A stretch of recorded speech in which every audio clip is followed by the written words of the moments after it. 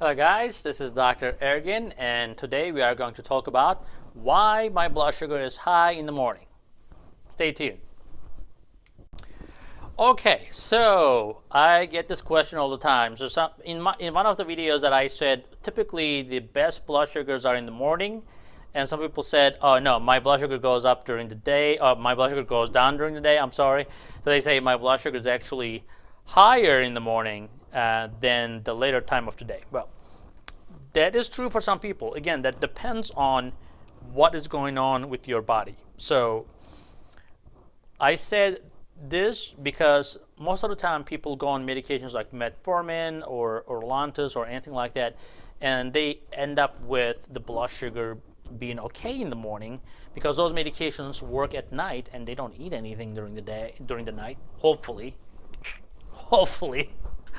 But here's the thing, you know, when you start your day, you start eating, right? So typically you expect your blood sugar to go higher. Now, why blood sugars are high in the morning, sometimes higher than the night before? So again, that depends on what you're taking during the day. If you're taking, for example, like glipizide, that is commonly prescribed medication, not my favorite, but it's commonly prescribed, and that medication works for a while, and then it wears off, and then this medication makes your body make insulin, right? So glipizide produces insulin, and that helps with your meals and so forth, but then it wears off, and then at night, your body still needs insulin. So insulin is not just necessary for the food. Your body needs insulin anyways. So even if you're eating no carbs whatsoever, you still need insulin because your liver will make glucose. You have to have glucose in your system. So yes, you don't eat carbs, good for you. There's some keto people that they're crazy about it, which is fine. But even if they're trying to say sometimes that if you're on a keto diet, you have no diabetes. That's not true. A lot of people will still have diabetes even on a keto diet.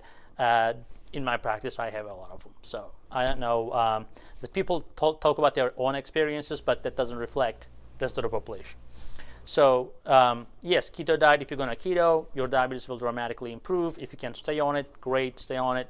But you have to be medically supervised. I don't recommend anybody to watch a YouTube video and go on a keto diet. So we're going to make a big keto video with diabetes. Make sure that you watch that video. It's going to come up soon. What I'm trying to say here, even if you don't eat carbs, you have to make glucose in your body. And for that glucose to be transported to the cells, you still need insulin. Now, what happens is your liver is the biggest depot of sugar. So when you're not having carbs, your liver normally stores the carbs that you have eaten previously. And after 8 to 12 hours, that depot runs out. So normally liver gives the sugar to the body to make sure that sugar keeps going in the body. And then if there's no sugar, the liver makes just sugar. That's that you have to have certain blood sugar. Even if it is down to 80, that blood sugar has to be maintained, right? So, but like any other organ in the body, liver is insulin resistant, especially in type 2 diabetics. Now, in type 2 diabetes, your liver is insulin resistant, and the insulin is the hormone that tells liver how much sugar to make. So even if you have enough insulin, a lot of insulin, not enough, a lot of insulin in your body, sometimes doctors check insulin levels, which doesn't mean anything actually, because the amount of insulin doesn't necessarily tell you if the insulin is doing the job or not, or you know, you have to really check the insulin resistance, not just the insulin. But anyways, so even if you have a lot of insulin in your body, that insulin may not be enough for your liver. Your liver may think that you need blood sugar. So insulin is like a brake on your liver that tells your liver, okay, we don't need much of glucose. You know, I'm here, calm down. Now sometimes liver doesn't listen just because of the insulin resistance. So as a result, your liver keep making blood sugar at night. That's why you guys wake up with a high blood sugar in the morning. That is the answer. Now, how do you get rid of the blood sugar, high blood sugar in the morning? Let's talk about that. Okay, so there are a couple of ways you can do this. So number one, as we discussed, if the liver is insulin resistant, what should you do? you should basically reduce the insulin resistance, right? There are a couple of ways to do that. For example, a medication called metformin or pioglitazone, these are two relatively inexpensive medications, can do that. There are some herbal medications that can do that as well in a similar way. So, or you just basically make yourself insulin sensitive by exercising more. Try it.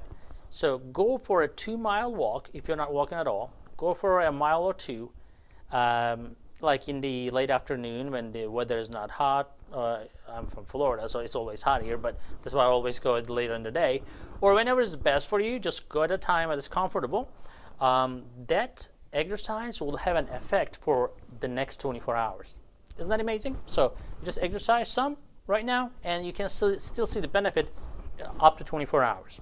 So your blood sugars will be lower. If that exercise is not enough, that means that you have to do more. But your sugars definitely will be better than the days that you don't exercise. If you see the difference, I think you'll be more willing to exercise. So if you don't have to exercise or exercise is not enough, then we sometimes have to use pharmaceutical or herbal medications, depending on your preference, to bring the blood sugar down. And that is to improve the insulin sensitivity in your liver. Now, of course, if you lose weight by doing some sort of diet, keto diet, or low carb diet, low fat diet, doesn't matter, just do a diet that is good for you, that you can manage. Some people love keto diet, some people hate keto diet, so it's not just one fits all. So, and I'm not a big supporter of any diet except the Mediterranean diet, because that diet has been studied multiple times, has been proven multiple times to reduce the heart attacks and strokes and to reduce the diabetes as well. Keto diet unfortunately doesn't have any studies, any long-term studies or short-term studies to prove that it reduced any heart attacks or anything like that. Yeah, it reduces your sugar, but reducing sugar is not everything. So we have to look at the health in a general fashion. Anybody that claims anything about any diet or medicine have to prove that it actually works in many different ways and so forth. So again, we will work with you guys to see what we can do. Again, you have to talk with your doctor, preferably an endocrinologist. And of course, after the discussion, you guys make an informed decision together, and if you need a medication, you go for it. Of course, you need to understand what you're taking, how you're taking, the side effects, and all that stuff. So don't jump on a medication unless you really know the side effects or the benefits, actually. Most people get hung up on the side effects. So here's what happens. People look on the internet, right? So they find the side effects that are seen 1 in 10,000. They say, oh, I don't want to take the medication. But the benefits are so high, they're just going for a blind eye for the benefits, and they just get hung up on the very minor risk sometimes. Again, diabetes is not just a science, guys. It is an art. So you have to choose your fight. So you want to do exercise and diet, you have time for it, go for it.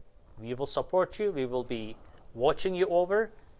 I promote always remote patient monitoring and remote patient management, because when I am remotely managing you and staying in touch with you, I'm always with you. That is not something you get from anybody. You normally go to a doctor, they give you a pill. Good luck. Good luck. Hope it works. It shouldn't be that way. It shouldn't be that way. So if you hear about the medication, if you hear about a side effect, you should be able to say, hey, doc, I heard about this. What do you think? Is it going to affect me? Or should I, what's my benefit? How much benefit do I have? How much risk do I have, right? So unfortunately, trust to doctors is going down, and people are skeptical, and people actually think that they can just do it themselves.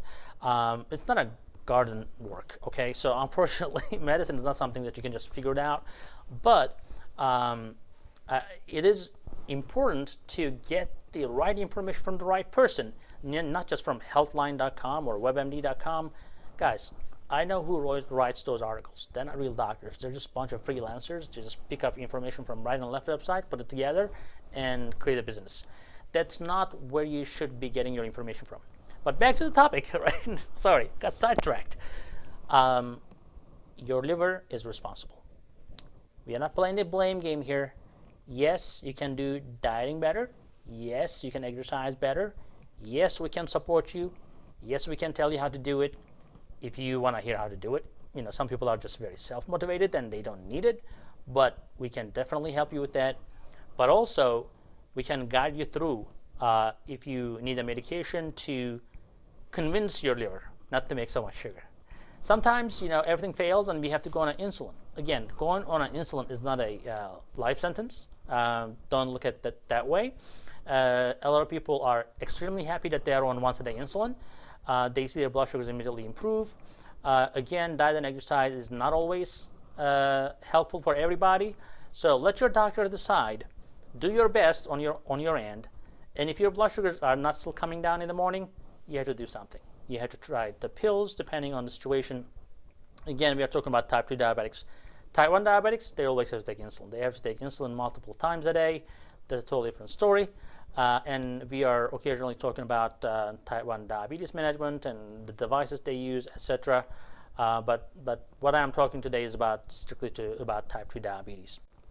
So another problem with this high blood sugars we experience in the morning is sometimes it's just eating late or eating high-fat food. So what happens when you eat high-fat food? The absorption is so slow that your blood sugar may be 150 or 140 when you go to bed, but then that pizza that you ate can actually show up way later down the road, and then you may wake up with a very high blood sugar. So that is something you need to be aware of. Eating the dinner early on will definitely help. Taking maybe a walk after dinner definitely will help your morning blood sugars. And most importantly, night eating habits, unfortunately, is very common. People get cravings, and they end up getting up, they cannot sleep, and they end up eating something. Now, if you're going to eat something, you can try to really have something with a low glycemic index if you're going to eat a carb, like an apple. Half an apple, I think, will be able to curb your appetite. Or just stick with your mozzarella stick, whatever you want to go for, that is not high in carb or possibly no carb. Yogurt may not be a bad snack if you have to, if you are not going to be able to sleep without eating. But anytime you go eat some crackers or try to drink juice or have fruits that are high in carbs like melons and stuff, it will definitely increase your blood sugar drastically. So you have to be really careful about that. So the third problem that can actually really increase your blood sugar is if you are having a low blood sugar. So believe it or not, if you're having a low blood sugar in the middle of the night, which typically happens between midnight and 3 or 4 o'clock, your body will give a reaction, and that's called smoggy effect. You're going to have a spike in your blood sugar. So you're basically dipping down. That generally happens from taking too much basal insulin. You generally dip down, and then your body gives a stress reaction. You sometimes wake up and sometimes you don't, but then your blood sugar spikes right back up because your body makes a hormone called glucagon. When your blood sugar is going down, glucagon goes up. So adrenaline goes up. So you may be having a nightmare or something, I don't know, but you're going to have a lot of turmoil in your hormones when your blood sugar goes down.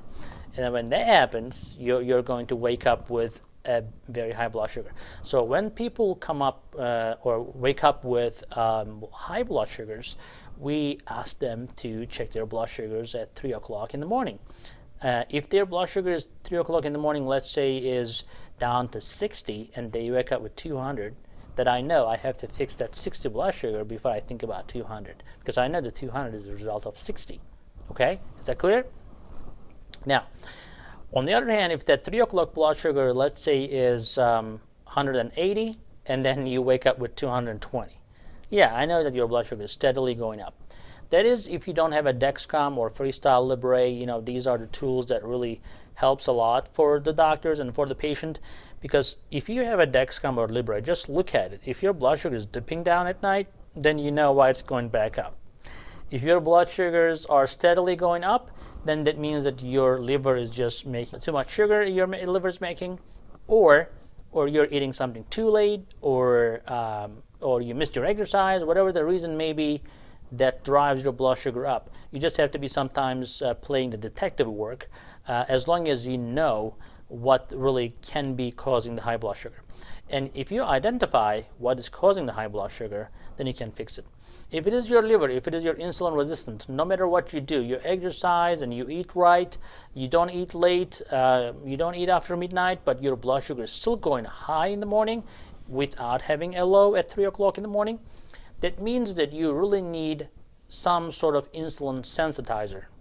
And that will be metformin, pioglitazone, or some herbal medications, or sometimes the long-acting insulins. Again, long-acting insulins could be Lantus, could be Levemir, could be Toujeo, could be Tresiba, even could be Novolin N or Humulin N. Depending on your situation, we choose the right medication. Of course, insurance covers may play a role. All these things we think about. Again, when I try to prescribe medication, of course, I'm trying to give you the best thing with the most benefit and the least side effects. Some people cannot afford their insulins. We help them to get their insulins free of charge by applying to the pharmaceutical companies.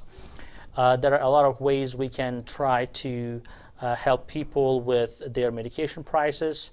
Even if they have insurance sometimes or Medicare, we try to find ways to get the financial help for our patients. We cannot just tell them just don't eat anything. It just doesn't work that way, guys. So I hope that video is useful to you. Please give it a thumbs up and subscribe to our channel so you can be a diabetes pro.